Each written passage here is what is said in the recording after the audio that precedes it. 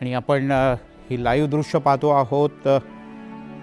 बाबा सिद्दीकी यांचं पार्थिव त्यांच्या घरातून बाहेर आणण्यात आलं आहे आणि आता ते मरीन लाईन्स इथल्या बडा कब्रस्थान इथे नेण्यात येईल आणि तिथे दफनविधी पूर्ण होईल। सुस्मिता बदाणे आपल्या प्रतिनिधी आपल्यासोबत आहेत। सुस्मिता, मोठ्या संख्येनं कार्यकर्ते आहेत, काहीसा तणाव आहे, दुःख आहे कार्यकर्त्यांचं की त्यांच्या नेत्याची हत्या करण्यात आली।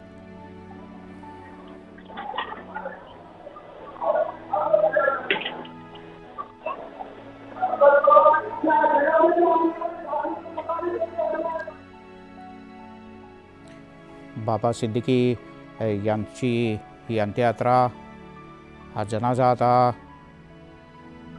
बडा कब्रस्थानच्या दिशेनं जाईल। रिवाजाप्रमाणे इथे दफनविधी पूर्ण होतील। त्याआधी इथल्या मौलवींच्या वतीने काही पाठ म्हणण्यात येतात। ते पाठ म्हटल्यानंतर हा दफनविधी पूर्ण होईल। आपण ही लाईव्ह दृश्य पाहतो आहोत। वांद्रेखार या परिसरातले माजी आमदार, राज्याचे माजी राज्यमंत्री बाबा सिद्दीकी यांच्यावर काल अगदी जवळून गोळ्या झाडण्यात आल्या आणि त्यात त्यांचा मृत्यू झाला। त्यांना अंतिम अलविदा करण्यासाठी त्यांच्या मतदारसंघातले नागरिक इथे मोठ्या संख्येनं उपस्थित आहेत। सुष्मिता, नागरिक मोठ्या संख्येनं उपस्थित आहेत, कार्यकर्ते मोठ्या संख्येनं उपस्थित आहेत आणि बाबा सिद्दीकी यांची अंत्ययात्रा, त्यांचा जनाजा आता बडा कब्रस्थानच्या दिशेनं रवाना होतो आहे। आपण बघतोय की बाबा सिद्दीकी यांच्यावरती प्रेम करणारी त्यांचे आप्तजन, त्यांचा मित्रपरिवार, कार्यकर्ते हे आता त्यांच्या पाली हिल येथील निवासस्थानाबाहेर एकत्र आलेले आहेत। अंतिम नमाज अदा करण्यासाठी हे सर्व लोक एका रांगेमध्ये आपल्याला उभे असलेले पाहायला मिळतात। प्रचंड पाऊस पाली हिल परिसरामध्ये सध्या होतोय, तरी सुद्धा कोणीही जागेवरून हललेलं नाही आणि आता त्यांचा जनाजा, त्यांचं पार्थिव हे बाहेर आणण्यात आलेलं आहे।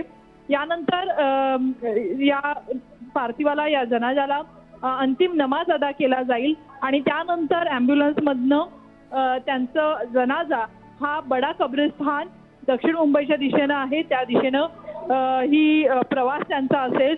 खरं तर त्यांची हत्या झाली त्यानंतर सुद्धा अगदी लीलावती रुग्णालयाबाहेर असेल, त्यांच्या निवासस्थानाबाहेर असेल, अनेकांनी भेटीगाठी घेतल्या, अनेकांनी त्यांची विचारपूस केली।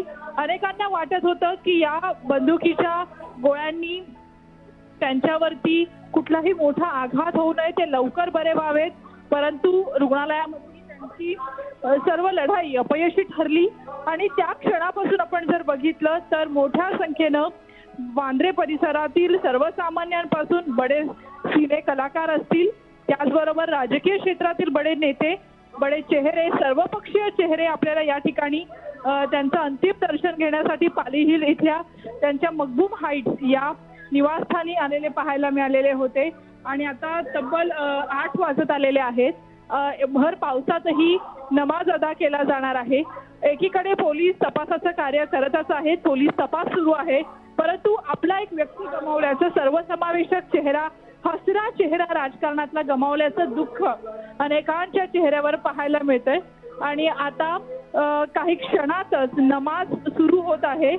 ही अंतिम नमाज असणार आहे बाबा सिद्दीकी यांच्या जनाजासाठी आणि त्यानंतर बडा कब्रिस्तानच्या दिशेनं त्यांची अंत्ययात्रा ही मार्गस्थ होईल। आपण जर बघितलं तर लाऊड स्पीकरवरती या नमाजला आता सुरुवात झालेली आहे।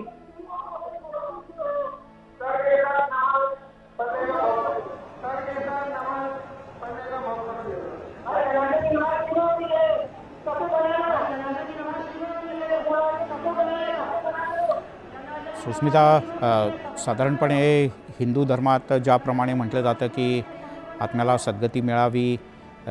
त्याप्रमाणे मुस्लिम धर्मियांची प्रथा परंपरा अशी आहे की जन्नतमध्ये स्थान मिळावं. जन्नत ही मुस्लिम धर्मियांच्या दृष्टीने मृत्यूनंतरची सर्वोच्च गोष्ट आहे. जो पाक आहे, ज्यानं अल्लाची सेवा केली आहे, ज्यानं अल्लाचे आदेश मानलेत, अशांना सगळ्यांना जन्नत प्राप्त होते असं नाही, असंही मुस्लिम धर्मात मानलं जातं. आणि त्यामुळे आता हे सगळेजण नमाज अदा करतील आणि प्रार्थना करतील की बाबा सिद्दीकी यांना शांती मिळावी, त्यांना सद्गती मिळावी आणि मुस्लिम धर्माची जी प्रथा परंपरा आहे, पद्धत आहे, त्यानुसार ही अंतिम नमाज अदा झाल्यानंतर बाबा सिद्दीकी यांचं पार्थिव हे बडा कब्रस्थानच्या दिशेने रवाना होईल.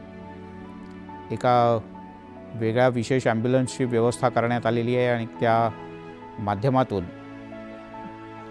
ही बाबा सिद्दीकी यांची अंत्ययात्रा, त्यांचा हा शेवटचा प्रवास आज खरं तर काल ज्या वेळेला ही बातमी आली त्यावेळेला सुरुवातीला अनेकांचा विश्वासही बसत नव्हता. कारण 2 दिवस आधीपर्यंत मुंबईतल्या राष्ट्रवादी काँग्रेसच्या पत्रकार परिषदेत सुद्धा बाबा सिद्दीकी हे सगळ्यांना स्टेजवर समोर दिसले होते. अनेकांशी ते भेटले, बोलले, हास्यविनोद झाले. पण त्यानंतर दसऱ्याच्या दिवशी अशी एखादी घटना घडू शकते याची कोणाला पुसटशीही कल्पना आली नाही.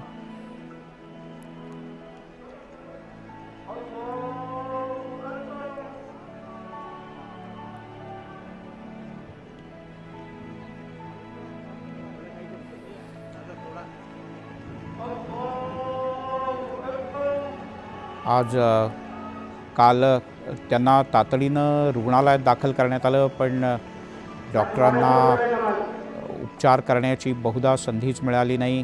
त्यांना मृत म्हणून घोषित करण्यात आलं आणि तेव्हापासूनच काहीसा तणावपूर्ण शांतता,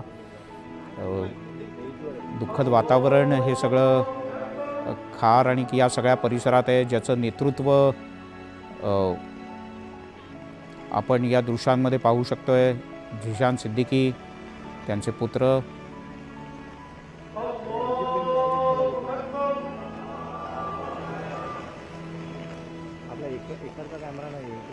आणि बाबा सिद्दीकी कुटुंबियांवर जबरदस्त घाला.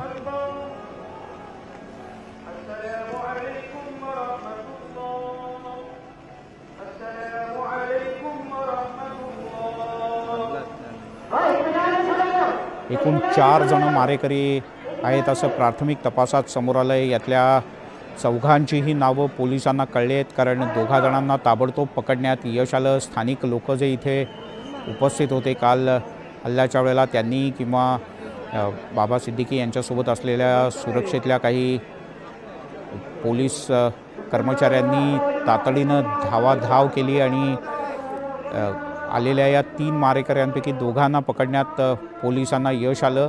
आणि त्यांच्याकडनं जी माहिती आत्तापर्यंत उपलब्ध झाली आहे त्यानुसार आणखीन 2 मारेकरी होते.